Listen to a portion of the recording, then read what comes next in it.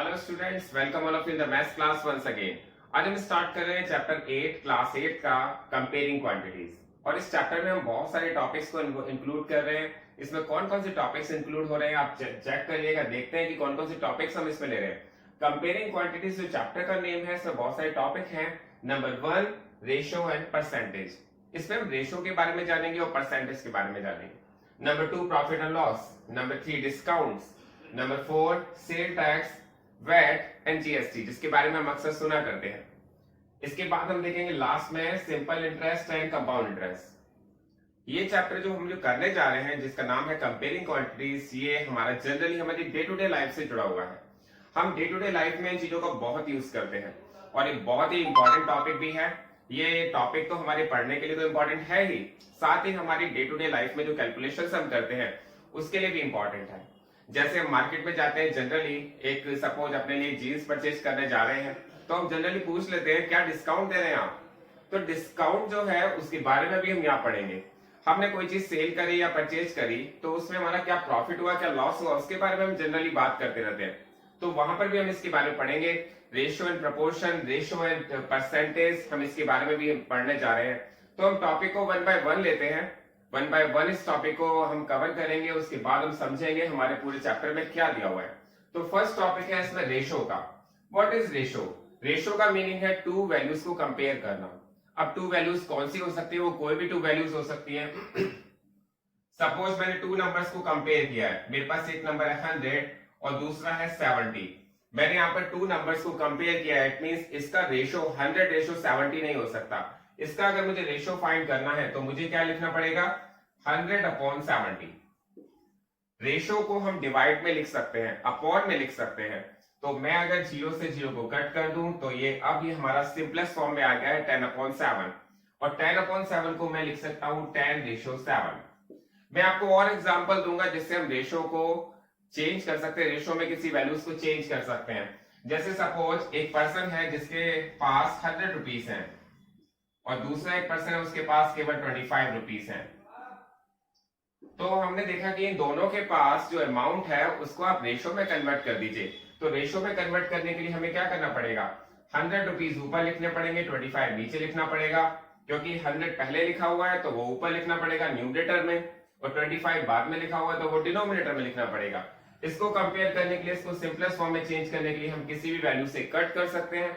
अब वो कट कैसे करते हैं आप देखिए। 5 से मैंने कट किया, 5 2 10, 5 0 0 एंड 5 5 25। आपके पास आ गया 20/5। लेकिन ये फर्दर फिर कट हो सकता है, कौन से नंबर से? 5 से। 5 1 5 एंड 5 4 20। और आपके पास ये आ गया 4/1। आप लिख सकते हैं 4:1। इट मींस अगर किसी टू पर्सन के पास, फर्स्ट के पास 100 रुपीज है और सेकंड पर्सन के पास 25 रुपीज है, तो हम ये कह सकते हैं कि दोनों के पास जो अमाउंट है वो 4:1 में है। लेकिन हमें एक बात का ध्यान रखना पड़ेगा जो हमने 7th क्लास में भी सीखा था।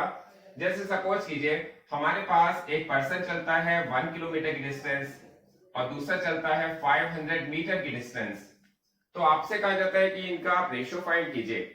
जब कभी भी किसी का रेशो फाइंड करते हैं तो एक बात का बहुत ज्यादा ध्यान रखते हैं कि दोनों की जो यूनिट होनी चाहिए वो सेम होनी चाहिए।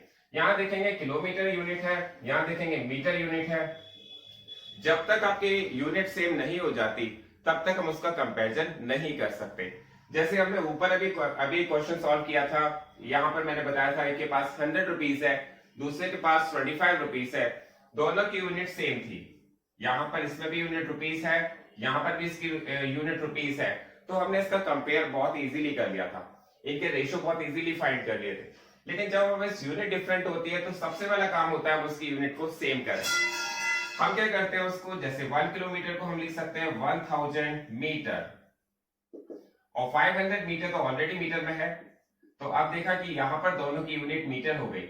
अब आप इसे कंपेयर कर सकते हैं, अब इसके आप रेशो में चेंज कर सकते हैं। तो हम लिखेंगे 1000 ऊपर लिखेंगे, 50 500 नीचे लिखेंगे। 0 से 0 कट जाएगा, 0 से 0 कट जाएगा, 5 1 5 एंड 5 2 10, ये आ जाएगा 2:1। तो मैंने आपको बताया कभी भी हम किसी वैल्यूज को रेशो में अगर कन्वर्ट करते हैं तो यूनिट हमारी सेम होनी चाहिए। इसके बाद हम नेक्स्ट टॉपिक देखते हैं, वो है परसेंटेज। अब हम दूसरा टॉपिक देखते हैं, वो है परसेंटेज का, क्योंकि हमने फर्स्ट में लिखा है रेशो एंड परसेंटेज। तो रेशो तो हमने ऑलरेडी समझ लिया है। अब नेक्स्ट टॉपिक देखते हैं परसेंटेज। परसेंटेज क्या है? देखिए, परसेंटेज का मीनिंग होता है किसी भी वैल्यूज को हम 100 से कंपेयर करें। जैसे मैं आपको एक बहुत ही अच्छा एग्जांपल दूंगा जो आप जनरली इसको यूज करते हैं।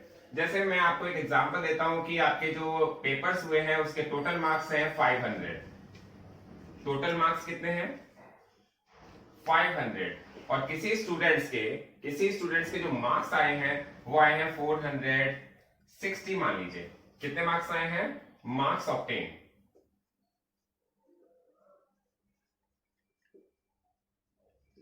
तो आपसे अगर कोई पूछता है कि अगर किसी स्टूडेंट के 500 जो टोटल मार्क्स है उसमें से उसको 460 मार्क्स मिले हैं, अगर कोई उस स्टूडेंट से पूछे how many percentage of marks you get, उसे कितने परसेंटेज ऑफ मार्क्स मिले हैं, तो वो क्या कहेगा?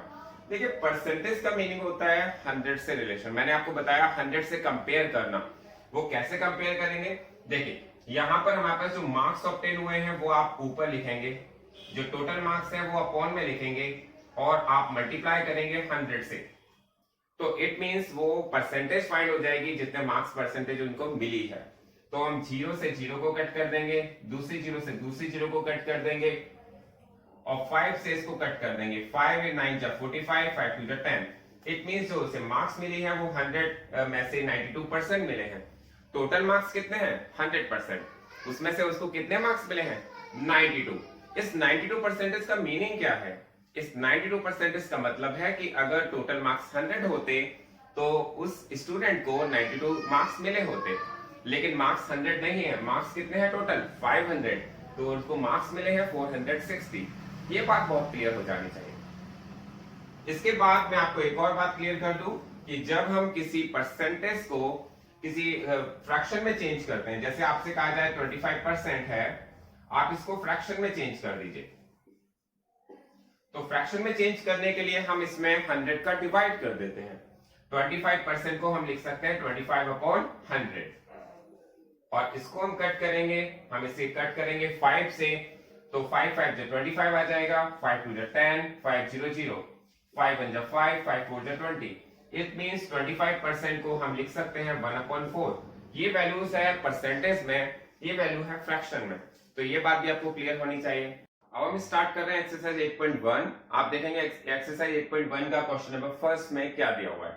इसमें दिया हुआ है find the ratio of the following speed of the cycle 15 kilometre per hour to the speed of the scooter 30 kilometre per hour. आपसे कहा गया रेशियो फाइंड कीजिए। एक साइकिल की स्पीड 15 किलोमीटर पर आवर है और एक स्कूटर की स्पीड 30 किलोमीटर पर आवर है। और मैंने बताया था जब किसी का रेशियो फाइंड करते हैं तो बस एक बात का आपको बहुत ज्यादा ध्यान रखना है कि दोनों की स्पीड का जो यूनिट है, दोनों की जो यूनिट दी हुई है वो सेम होनी चाहिए। तो हमने यहाँ पे स्टार्ट किया है speed of cycle and ratio scooter. तो यहाँ पर जो स्पीड ऑफ साइकिल दी गई है वो दी गई है 15 किलोमीटर पर आवर। तो आप शॉर्ट में लिख लेंगे 15 किलोमीटर पर आवर, फिर रेशियो लगाएंगे।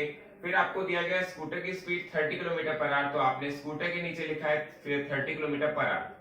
जब देखते हैं दोनों की यूनिट सेम है, यहाँ पर भी किलोमीटर पर आवर में दिया गया है, यहाँ पर भी किलोमीटर पर आवर में दिया गया है, तो आप दोनों की यूनिट को रिमूव कर सकते हैं। तो आप यहां पर क्या लिखेंगे? Only 15 ratio 30। मैंने आपको बताया जब दोनों की यूनिट सेम हो जाती है तो आप दोनों की यूनिट को रिमूव कर सकते हैं। यहां पर कोई भी यूनिट लगाने की जरूरत नहीं होती है। तो यहां पर आपने लिखा 15, यहां लिखा 30 और आप इसको जो मैंने बताया 15 रेशो 30 को 15/30 भी लिख सकते हैं। 15/30 कैसे लिखेंगे? मैंने बताया था रेशो में आप डिवाइड करके भी लिख सकते हैं। तो आप डिवाइड करेंगे 15/30, आप इसको कट करेंगे 5 से, तो 5 3 जा 15 एंड 5 6 जा 30। फिर आप इसे फर्दर कट करेंगे 3 से, तो 3 1 जा 3 एंड 3 2 जा 6। तो आपके पास इसका आंसर आएगा 1:2। तो ये हमारा क्वेश्चन नंबर फर्स्ट हो गया है। आप इसके बाद सेकंड क्वेश्चन देखिए।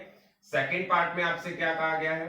सेकंड पार्ट में कहा गया है कि हमारे पास 5 मीटर से रेशो फाइंड करना है 10 मीटर का, 10 किलोमीटर का। तो आपको रेशो जो फाइंड करना है वो करना है 5 मीटर टू 10 किलोमीटर। हमने देखा यहां पर जो हमें कंपैरिजन करना है, जो रेशो फाइंड करना है वो 5 मीटर का 10 किलोमीटर से करना है। और हमारे पास जो बेसिक है, जहां हमने समझा था कि यहां पर इनकी यूनिट इसकी मीटर दी गई है और इसकी यूनिट किलोमीटर दी गई है। तो जब दोनों की यूनिट डिफरेंट है तो इसका मतलब हम इसको कंपेयर डायरेक्ट नहीं कर सकते। सबसे पहले हमें क्या करना पड़ेगा, इसको स्मॉलेस्ट यूनिट में चेंज करना पड़ेगा। मीटर यूनिट स्मॉलेस्ट होती है और किलोमीटर बड़ी यूनिट होती है, तो हम बड़ी यूनिट को पहले छोटी यूनिट में कन्वर्ट करें। कैसे करेंगे, हमारे पास ये पता होना चाहिए, ये हम सबको क्लियर होना चाहिए कि 1 किलोमीटर में 1000 मीटर होते हैं। 1 किलोमीटर में 1000 मीटर होते हैं, तो इट मींस अगर हम इसको चेंज करेंगे तो हम लिख सकते हैं 5 मीटर रेशो, और 10 किलोमीटर में 10,000 मीटर हो जाएंगे। जब हमारे पास 1 किलोमीटर में 1000 मीटर होंगे तो 10 किलोमीटर में कितने मीटर हो जाने चाहिए, 10,000 मीटर। तो ये आपको बहुत क्लियर हो गया होगा। तो मैंने क्या किया, अब यहां पर यूनिट है मीटर और यहां पर भी यूनिट है मीटर। जब दोनों की यूनिट सेम आ गई तो मैंने उनकी यूनिट्स को रिमूव कर दिया। मैंने आपको बहुत ही क्लियर बताया, कहीं कंफ्यूजन नहीं है। यहाँ पर इसकी यूनिट है मीटर और इसकी भी यूनिट है मीटर, तो मैंने दोनों की यूनिट को रिमूव कर दिया। और जब रिमूव कर दिया तो यहां पर आ गया 5, यहां पर आ गया रेशो 10,000। अब हमें क्या करना पड़ेगा, अब हमें इसका फ्रैक्शन करना पड़ेगा, इसको अपॉन में लिखना पड़ेगा 5/10,000। और देखा तो यहां पर ये वैल्यू दोनों 5 से कट रही है, 5 इन 5, 5 टू 10, 500, 500, 500। तो आपके पास आ गया है 1/2000। यही इसका आंसर होगा। बहुत ध्यान से आप इसको देखिएगा। अब देखते हैं इसका थर्ड पार्ट। फर्स्ट के थर्ड पार्ट में आपको दिया गया है 50 पैसे का आप रेशो फाइंड करिए 5 रुपीज से। तो 50 पैसे और 5 रुपीज में आपको रेशो फाइंड करना है। इट मींस दोनों की यूनिट सबसे पहले चेक करते हैं। यहाँ पर यूनिट पैसे दिया गया है, यहाँ पर यूनिट रुपीज दी गई है, तो इट मींस दोनों की यूनिट डिफरेंट है। और जब डिफरेंट होती है तो आप इसको फाइंड नहीं कर सकते जब तक आपकी यूनिट इन दोनों की यूनिट को सेम नहीं कर देते। तो मैंने देखा कि यहाँ पर यूनिट डिफरेंट पैसे हैं, यहाँ पर यूनिट रुपीज है। तो 1 रुपीज में हमें पता है, यहां पे हम लिख सकते हैं we have ₹1 is equal to 100 paise. 1 rupees में 100 पैसे होते हैं, तो आप डायरेक्टली लिख सकते हैं कि 50 पैसे रेशो 500 पैसे। जब 1 रुपीज में 100 पैसे होते हैं तो 5 रुपीज में कितने पैसे होंगे, 500 पैसे। अब यहां पर भी पैसे आ गया है, यहां पर भी पैसे आ गया है, दोनों साइड सेम यूनिट आ गई है, तो आपको यूनिट को क्या करना पड़ेगा, रिमूव करना पड़ेगा। तो आप लिख सकते हैं 50 रेशो 500। और 50 रेशो जो 500 आपने लिखा, तो आप क्या लिखेंगे, 50/500। और 50/500 को आप कैसे कट करेंगे, सबसे पहले हम 0 से 0 को कट कर देते हैं, फिर उसके बाद हम देखते हैं कि दोनों वैल्यू किससे कट जाएंगे। देखा तो 5 से कट रही है, 5 × 5 और 5 10 × 50। तो हमारे पास इसका जो रेशो आ गया है वो आ गया 1:10। बहुत ही सिंपल और बहुत ही इजी क्वेश्चन है, आपको बहुत ही क्लियर हो जाने चाहिए। अब देखते हैं इसका सेकंड क्वेश्चन। सेकंड क्वेश्चन में आपसे कहा गया है convert the following ratios into percentage. आपको ये फॉलोइंग रेशियोज जो दिए गए हैं 3:4 एंड 2:3, इनको आपको परसेंटेज में चेंज करना है। तो हम रेशियो को परसेंटेज में किस तरह से चेंज करते हैं वो हम देखते हैं यहाँ पर। तो यहाँ पर आपके पास रेशियो दिया गया 3:4, तो इसका ए पार्ट में आपके पास दिया गया 3:4। मैंने आपको बताया जब भी आपको कोई वैल्यू उस रेशियो में दी जाती है तो आप उसे अपॉन में रख सकते हैं। तो हम यहाँ पर क्या रखेंगे, 3:4 को 3/4 रख सकते हैं। और आपको कहा जाए कि इसको परसेंटेज में चेंज कीजिए, तो परसेंटेज में चेंज करने के लिए हमारा एक छोटा सा काम करना पड़ता है। हमें क्या करना पड़ता है, इसमें 100 का मल्टीप्लाई करना पड़ता है। और 100 का मल्टीप्लाई करने के बाद अब आप देखेंगे आप इसको कैसे कट करते हैं। तो यहां पर हो जाएगा 2 × 2 = 4, 2 × 5 = 10, 2 0 0, फिर 2 से कट करेंगे 2 1 = 2, 2 2 = 4, 2 5 = 10, 25 3 जा, ये आ जाएगा 75%। इट मींस हमने यहाँ पर 3:4 को परसेंटेज में चेंज कर दिया है। परसेंटेज में चेंज करने के लिए मैंने आपको बहुत ही क्लियर बताया है। सबसे पहले 3:4 को आप 3/4 लिख सकते हैं, और 3/4 को अगर परसेंटेज में चेंज करना चाहते हैं तो आपको यहाँ पर क्या करना पड़ेगा, 100 का मल्टीप्लाई करना पड़ेगा। और 100 का मल्टीप्लाई आपने किया तो यहाँ पर हमने इसको कट किया, और कट करके आपके पास ये क्या आ गया, 75%। तो 3:4 and 75% both are the same thing. Next आपके पास क्वेश्चन है 2:3। आपके पास यहाँ पर 2:3 दिया गया है, तो मैंने सबसे पहले से लिखा है 2/3। 2/3। अब 2:3 को मैं 2/3 लिख सकता हूं, और उसके बाद मैंने बताया कि इसको हम क्या परसेंटेज में चेंज करना है, तो 100 से मल्टीप्लाई कर देंगे। 100 से मल्टीप्लाई करेंगे तो मैंने देखा यहाँ पर 3 और 100 दोनों में से कोई भी वैल्यू कट नहीं रही है, तो मैंने इसको नहीं काटा। उसके बाद क्या किया, 100 से मल्टीप्लाई कर दिया। 100 का 2 से मल्टीप्लाई किया, कितना आ गया 200/3%, और 200/3% आ गया। अब मैं इसको क्या करूंगा, डिवाइड। तो डिवाइड मैंने किया,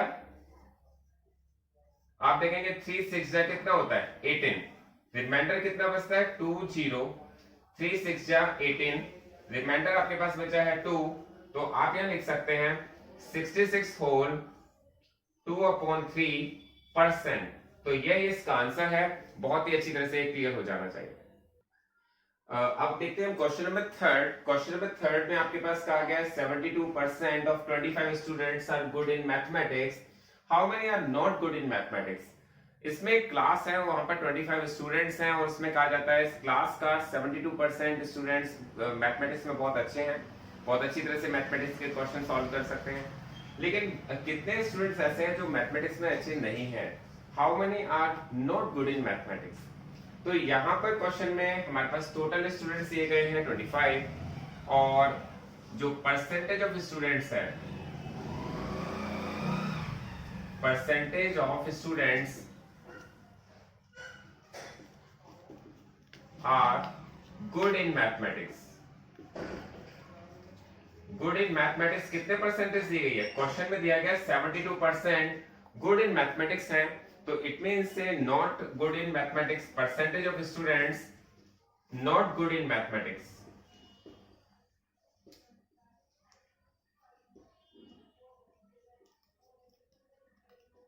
ये कितना होना चाहिए, मैंने आपको बताया जब परसेंटेज की बात करते हैं तो परसेंटेज का रिलेशन है 100 से। टोटल परसेंटेज कितनी होती है 100। आपने कभी सुना है क्या किसी स्टूडेंट्स के 105% मार्क्स आ जाए? नो, कभी नहीं हो सकता, क्योंकि परसेंटेज का टोटल होता है 100। कोई स्टूडेंट्स मैक्सिमम मार्क्स कितने गेन कर सकता है, ओनली 100%, उससे ज्यादा गेन नहीं कर सकता। तो यहाँ पर हमारे पास दिया गया है percentage of students are good in mathematics, वो है 72%। तो जो नहीं है, जो गुड नहीं है, वो कितने होने चाहिए, हमने कहा टोटल होते हैं 100, तो 72% बहुत अच्छी तरह से मैथ कर लेते हैं, तो कितने स्टूडेंट मैथ अच्छी तरह से नहीं कर पाते हैं। तो यहाँ पर हम 100 में से 72 माइनस करेंगे तो आपके पास आएगा 28%। तो यही इसका आंसर होगा। बट अगर सपोज हमसे पूछ लिया जाता कि आप नंबर बताइए, स्टूडेंट्स का नंबर बताइए, नंबर ऑफ स्टूडेंट्स